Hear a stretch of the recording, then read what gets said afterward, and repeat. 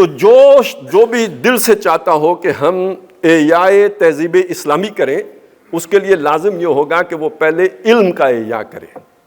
اس کے لیے لازم یہ ہوگا کہ پہلے وہ ایمان کے حصول کے لیے جو علم ہے، اس کے استدلال کے لیے جو علم ہے، اس کو تخلیق کرے.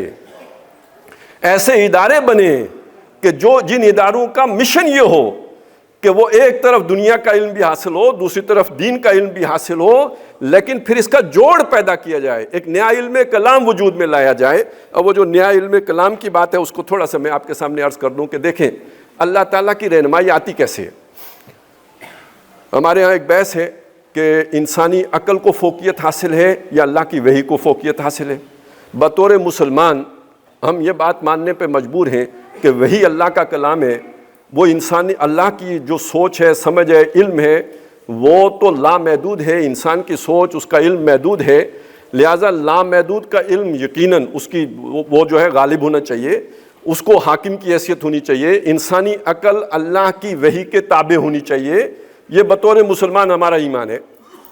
لیکن ایک دوسری بات سمجھ لیجئے جو اس وقت ہمارے دینداروں کے ذہن سے اوجھل ہے، وہ کیا ہے؟ یعنی یہ والی دلیل تو ہم دیتے ہیں کہ عقل کے اوپر وہی حاکم ہے، یہ بالکل ٹھیک بات ہے. لیکن ایک دوسری بات سمجھیے کہ کون وحی کو سمجھ سکتا ہے؟ جس کی عقل نہ ہو وہ سمجھ سکتا ہے وحی کو؟ اس لیے شریعت کس پہ لاگو ہوتی ہے؟ عاقل اور بالغ پر. غیر عاقل پر تو شریعت کا نفاذ نہیں ہوتا ہے نا، شریعت عاقل پر نافذ ہوتی ہے. تو یہ جو انسان کی عقل درجہ بدرجہ آگے بڑھی ہے، ایک آدم علیہ السلام کے دور میں عقل تھی جہاں پہ تھی، اتنی اللہ نے ہدایت دے دی. نوح علیہ السلام کے دور میں انسان کی عقل جہاں تھی اتنی ہدایت دے دی. موسیٰ علیہ السلام کے دور میں انسان ترقی کرتے کرتے، ارتقا کرتے کرتے سمجھ کی جس سطح پہ آیا اور تمدن جس سطح پہ تھا، ظاہرہ قبیلے کا دور ہے، ابھی قبائلی طور طریقے ہی تھے، منظم انسان ہوا تھا، قبیلے کی سطح پہ ہوا تھا، لہٰذا وہ قبیلے کی سطح کے لیے جو رہنمائی تھی وہ دے دی. قرآن مجید کے 2 رکوعوں میں ساری سمو دی گئی. سورہ بنی اسرائیل کا رکوع نمبر 3 اور رکوع نمبر 4. کل 10 کمانڈمنٹس جو حضرت موسیٰ علیہ السلام کو دیے گئے وہ جو ہے وہ 2 رکوعوں میں آ گئے. اچھا، ساتھ حکمت نہیں دی گئی، صرف احکام دیے گئے. بعد میں عیسیٰ علیہ السلام بھیجے گئے 1400 سال کے بعد، اور وہ چونکہ سقراط، افلاطون وغیرہ کے 600 سال بعد آئے ہیں، ان کو جو کتاب دی گئی اس میں احکام نہیں تھے. احکام وہی موسیٰ علیہ السلام کے، لیکن ان کو دی گئی حکمت. انجیل میں حکمت دی گئی. یعنی یہ حکم آپ کو کیوں دیا گیا؟ آپ ذرا سوچئے. آپ 7 سال کے بچے کو جو بات کہتے ہیں وہ سمجھاتے ہیں کہ کیوں کہہ رہے ہیں آپ یہ کرو یہ نہ کرو، کیونکہ وہ ابھی سمجھ نہیں رہا. آپ اسے صرف ڈوز اینڈ ڈونٹس بتاتے ہیں. وہی بچہ جب 12، 13، 14 سال کا ہوتا ہے، اگر آپ سمجھدار والدین ہیں، اب اس کے سامنے پوری حقیقت رکھ کے وہی حکم بتاتے ہیں نا کہ یہ اس لیے کرو اور یہ اس لیے نہ کرو، اس کا یہ فائدہ ہے اور یہ نقصان ہے، یہ کرنے سے یوں ہوگا اور یہ کرنے سے یہ ہوگا. تو جب تک بچہ اس عمر کو نہ پہنچ جائے، آپ اسے اس فعل کی یا اس امر کی حکمتیں نہیں بتا سکتے. یوں ہی سمجھ لیجئے جب انسان کی عقل ابھی اس دور میں تھی جو فرعون کا دور ہے یا موسیٰ علیہ السلام کا دور ہے، اس وقت اسے حکمت نہیں سکھائی گئی، اسے صرف احکام دیے گئے، 10 کمانڈمنٹس. اور جب عیسیٰ علیہ السلام کا دور آیا، انسان باشعور ہو گیا، اب انہی احکام کی حکمت بھی دی گئی. تورات میں جو ہے انجیل میں حکمت دے دی گئی. قرآن مجید جو دیا یہ الہدیٰ بھی ہے اور یہ اسی کے اندر حکمت بھی ہے. ابھی جو آیت میں نے آپ کو سنائی اس میں دیکھیے ساری کتنی باتیں آئی ہیں.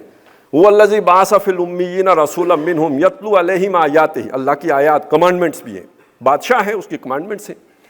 یتلو علیہم آیاتہ ویزکیہم، ان کا تزکیہ بھی کرتا ہے اسی کتاب، کیونکہ یہی شفا ہے، شفاء لما فی الصدور ہے.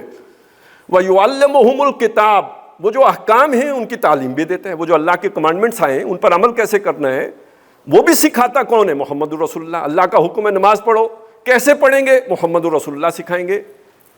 والحکمہ، اور اس کی حکمت کیا ہے؟ نماز کیوں پڑھو؟ اقیم الصلاۃ لذکری، اور کیوں پڑھیں؟ استعینوا بالصبر والصلاۃ، تو نماز کی حکمت بھی بتائیں گے، روزے کی حکمت بھی بتائیں گے، لعلکم تتقون، لعلکم تشکرون، لعلہم یرشدون، وہ ساری حکمتیں بھی ساتھ بتائیں گے اور ساتھ احکام بھی دیں گے. کیوں؟ اب انسان اس جگہ پہ آ گیا ہے کہ اللہ کی آخری ہدایت کا متحمل ہو سکتا ہے. اگر یہ ہدایت موسیٰ علیہ السلام کے دور میں دے دی جاتی، انسان ابھی اتنا عاقل نہیں تھا کہ اسے سمجھ سکے، آج اتنا عاقل ہو چکا ہے کہ اسے سمجھ سکتا ہے، لہٰذا اللہ نے دے دی۔ اب جو یہ اعتراض آتا ہے کہ اسلام یا قرآن 1500 سال پرانی کتاب ہے، بہت آگے سفر ہو گیا ہے، تو یہ بات سمجھ لیجئے کہ اللہ نے جب ہدایت کامل کر دی تو یہ جتنا بھی سفر آگے ہوا ہے یہ سب اللہ کو معلوم تھا، اللہ کے علم میں تھا۔ اگر اللہ تعالیٰ 10,000 سال تک نبوت چلاتا رہا اور اب آ کے اس نے ختم کر دی، تو اس کا مطلب ہے کہ انسان نے جتنا بھی آگے بڑھنا تھا اس کے لیے کافی اور شافی ہدایت قرآن میں دے دی گئی ہے۔ آج جتنے مسائل ہیں ان کا حل قرآن میں موجود ہے، آپ کو ڈھونڈنا ہوگا۔ آج ایمان کے لیے جس استدلال کی ضرورت ہے وہ قرآن میں موجود ہے، آپ کو تلاش کرنا ہوگا، لیکن آج کی عقل کو سمجھنا ہوگا۔ یہ آپ کی سمجھ پر مبنی ہے، یہ آپ کو اب کوئی فرشتہ لا کے نہیں بتائے گا، یہ آپ نے دیکھنا ہے کہ آج کے مسئلے مسائل کیا ہیں، آج انسان کا علم کہاں پہنچا۔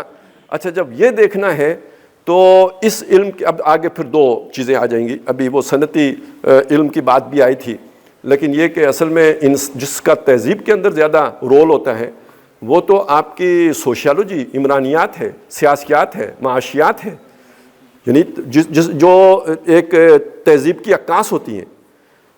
تو جو آپ کا ذہین نوجوان ہے یا جس نے اس مسئلے کا حل پیش کرنا ہے، سائنس میں تو مسئلہ ہی نہیں نا۔ دیکھیں، اگر فرض کریں سائنس کہتی ہے کہ سورج حرارت دیتا ہے، تو کیا قرآن یہ کہتا ہے کہ حرارت نہیں دیتا؟ سائنس یہ کہتی ہے دن اور رات کا جو الٹ پھیر ہے یہ سورج کی وجہ سے اور زمین کی گردش کی وجہ سے، تو کیا قرآن اس کا انکار کرتا ہے کہ ایسا نہیں ہے؟ یہاں کوئی جھگڑا نہیں ہے، سائنس کے ساتھ قرآن کا کوئی جھگڑا نہیں۔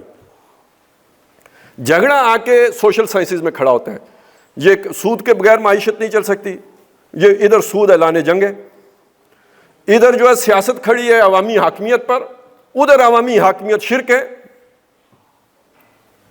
جھگڑا سارا یہاں آ کے کھڑا ہوتا ہے۔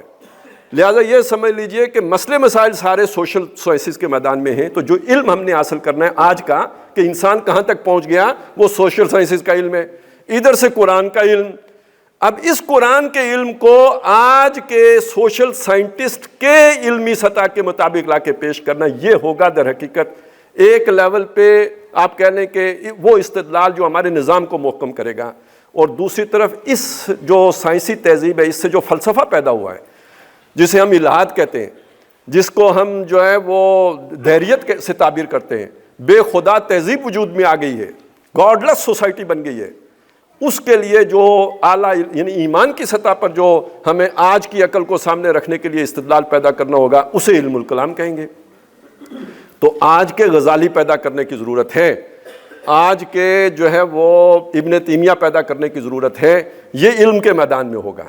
یہ علم جب تخلیق پائے گا تو ہم تہذیب کے احیاء کی طرف قدم اٹھا سکیں گے، نہیں تو کوششیں بہت ہوں گی، ہو بھی رہی ہیں۔ آج بھی دنیا میں مسلمانوں سے زیادہ قربانی کوئی نہیں دے رہا، اور آج سے نہیں دے رہے، 200 سال سے دے رہے ہیں۔ 1831 میں آپ کو پتہ ہے تحریک شہیدین، اس سے پہلے انگریزوں کو ریزسٹ بھی مسلمانوں ہی نہیں کیا تھا، ہندو تو بعد میں اس میں شامل ہوئے، پہلے تو مسلمان ہی کھڑے ہوئے تھے۔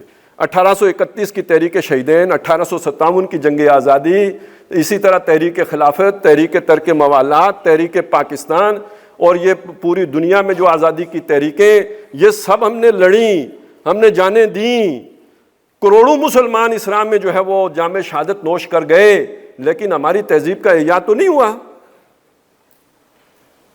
اس لیے کہ اس کے احیاء کا آغاز وہ کھڑی جس ایمان پر ہے، جب تک وہ ایمان اثر نو آج کی سطح پر پیدا نہیں ہوتا تو ہمیں ثواب ملتا رہے گا، شہادت کا درجہ بھی نصیب ہوتا رہے گا، اور اس کے لیے جو ہے بہرحال یہ بھی بہت بڑی فضیلت کی بات ہے کہ جسے ملے، لیکن یہ کہ تہذیب کے احیاء کے لیے لازم ہے کہ اعلیٰ علمی سطح پر ایمان کا احیاء ہو، یہ علم ہمیں درکار ہے۔